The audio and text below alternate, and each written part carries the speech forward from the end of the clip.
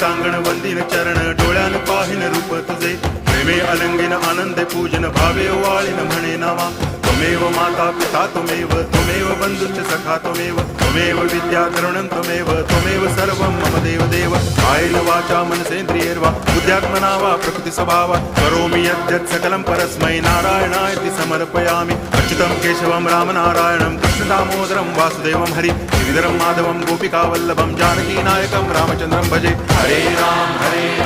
Ram Ram Hare Hare Hare Krishna